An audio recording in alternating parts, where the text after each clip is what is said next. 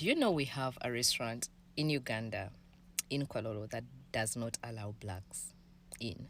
Hey fam, Gracie here once again. Welcome back to the channel. I am hoping that from wherever you are watching this from, you're doing alright and you're amazing. And as always, so people that continuously give support to the channel, thank you so very much. That really means a lot to me.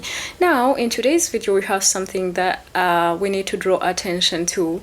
And I do talk about these things always on this channel. And shout out to the creator who had the courage to even speak about on this issue. Would have criticized her, but I think she did what she needed to do, and I think it's our job right now to make this go viral. Now, she's a Ugandan lady and she does food and restaurant reviews, and she decided to go to a certain restaurant in Kampala for her to be told that, you know, no blacks are allowed here. Did you even hear me very well? In 2024, in an African country, yes, they told her no blacks are allowed here, except if you are with a yellow person or a palm-colored person. We're gonna have to watch this and come back and give our opinions about this. Let me know what you think in the comment section. But watch this first.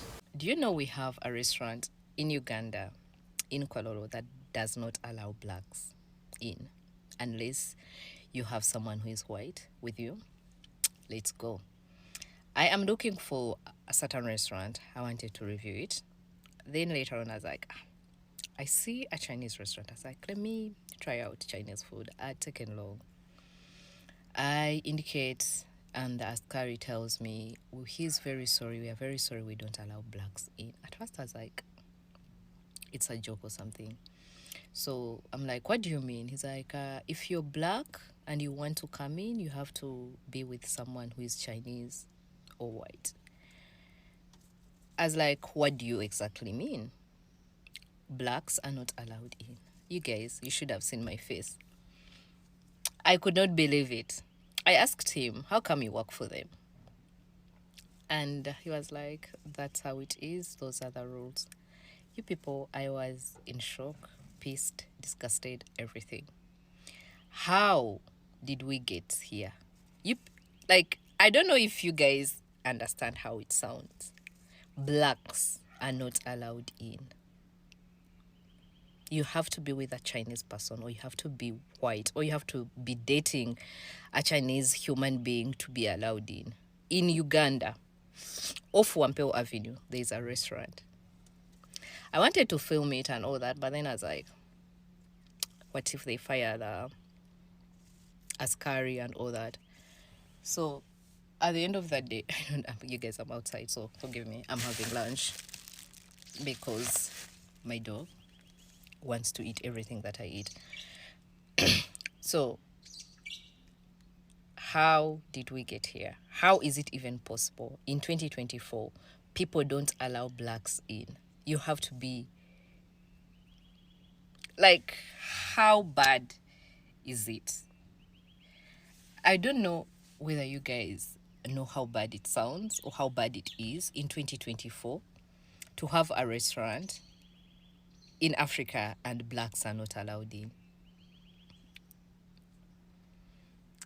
I am still mad.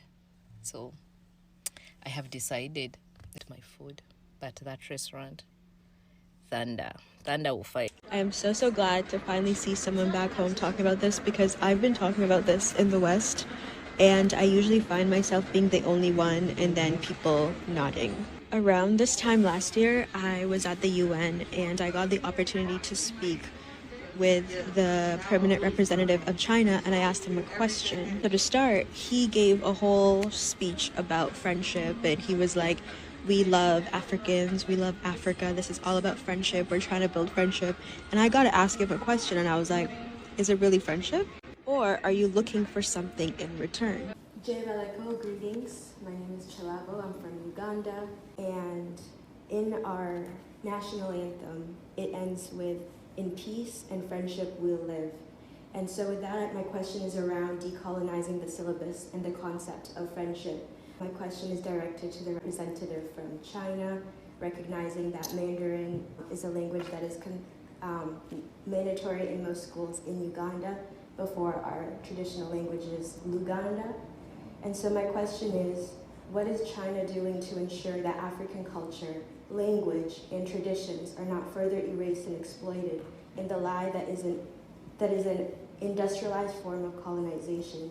You say you respect the autonomy of Africans, but we all know there are ties to the aid. Is it of personal generational interest, or is it just a good friendship? As Africans, we have always valued friendship, but it is not often that it is genuinely reciprocated. Ch1Nese. Thank you.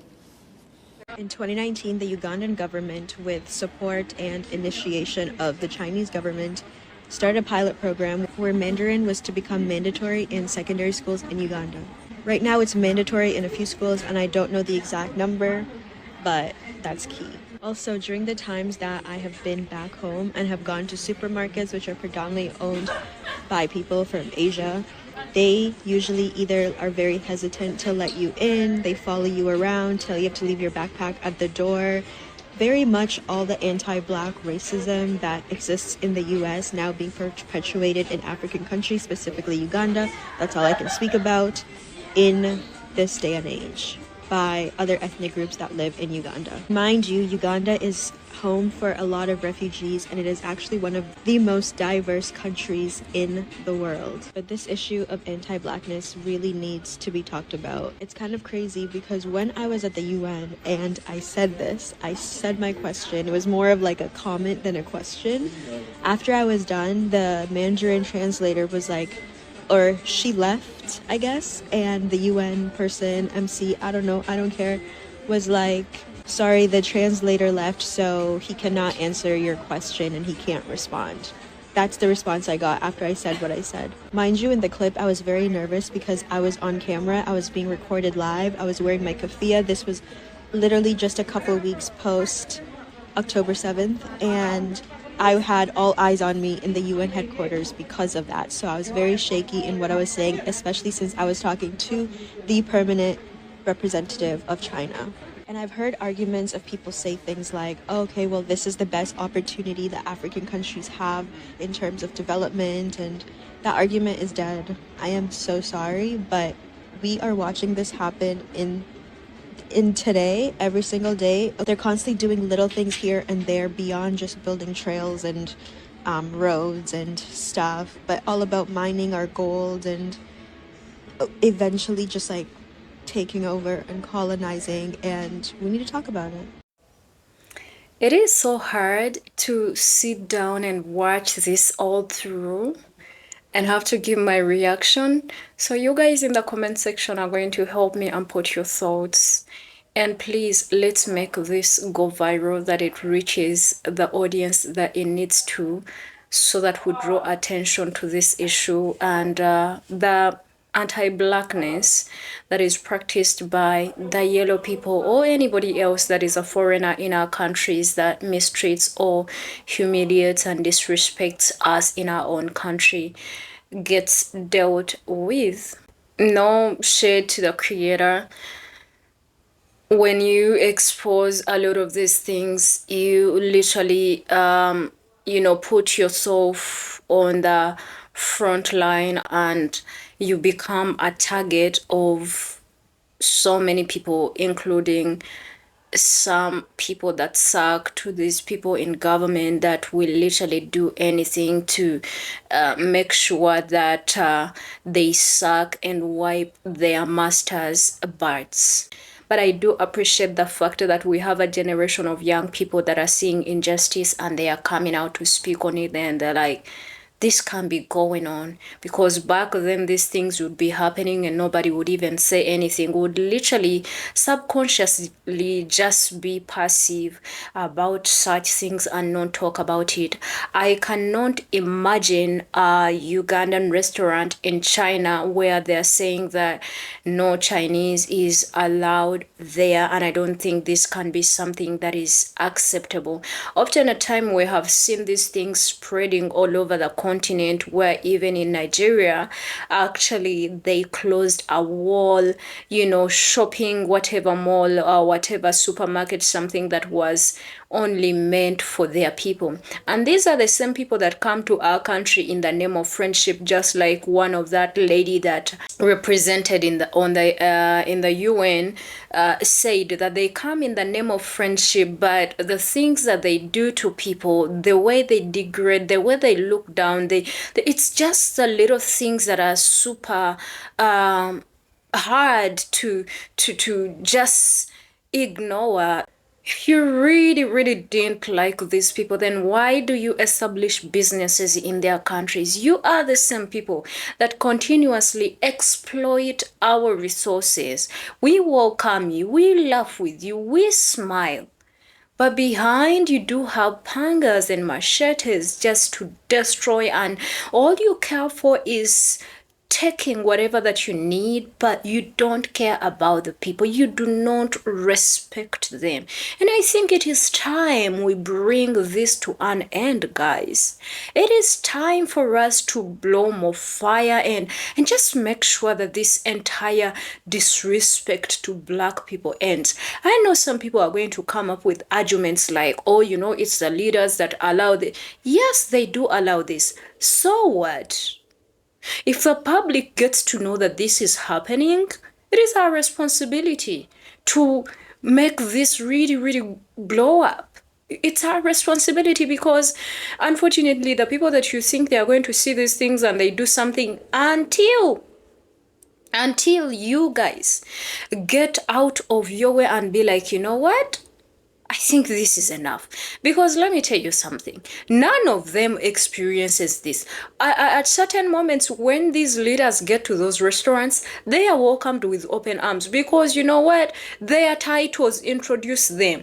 But you do not have a title to introduce you. So if you know this affects you, it is time to speak about it and expose it. That is why I say no shade to the creator, but I think she would have done a better job to actually expose the location and the real thing, just like what happened in Nigeria. And I think I do appreciate Nigerians and Kenyans. Those people are super brave when it comes to anybody disrespecting them and, you know, violating them in their own country. They take matters in their own hands. I showed you a restaurant that they went and, you know, just, you know, destroyed it because they're like, how dare you? And in Nigeria, they burnt it down. And in Jamaica, they burnt these things down. In Ghana, yes, in Ghana, just of recent, I saw a video of ladies holding machetes. They're like, how dare you? They, you know, because you're asking yourself, the lady is like, oh, how comes you're working for them? Well, this person is working for them, but do you know the conditions that this person is in? He is even scared. You can imagine, they even have their own jails. These are things that we need to wake up as the melanated queens and kings from wherever you are watching this from. Draw more attention. Blow this up. We give them a chance to disrespect us because we don't do anything about it. Ask yourself, as an African country, and you as an African leader probably that is watching this, what do we bring of value that is respected to those communities that you establish friendships with? Because they know that they are taking resources, but they think you're dumb. Therefore, you don't deserve any bit of respect. Ask yourself, can you take Swahili to China and they learn it?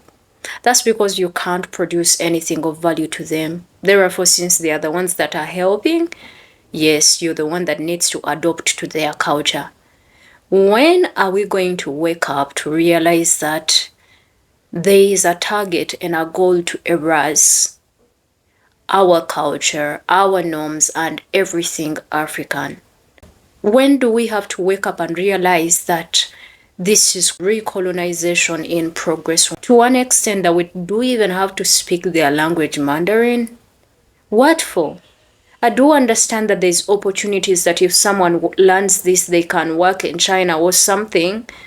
But does it have to be mandatory?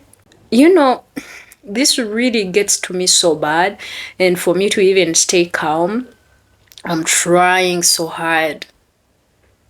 When we need one language as Africa to unite ourselves and speak it so that we can discuss our own issues without involving anybody else. But then, boom, we are open to welcoming Mandarin and all of that. Why is it that we always have to take trash? Why is it always we are the ones that have to bow down and worship this when we are the richest, when we have everything they need? When do we ever get to have equal shares? When do we ever get to dictate what we want and what we do not want? Do we just accept terms and businesses simply because, it's going to enrich your pockets as an individual and, probably make you rich as a leader and makes you forget about your own people? Do we just have to agree to all these terms simply because they are saying they are donating this and that?